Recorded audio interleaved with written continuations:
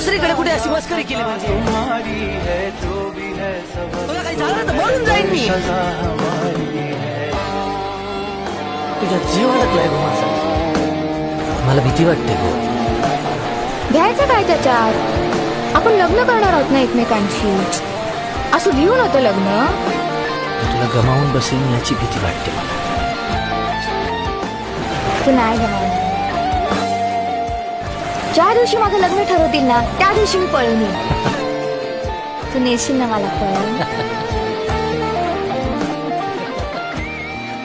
बघ हसतो बघ कसा.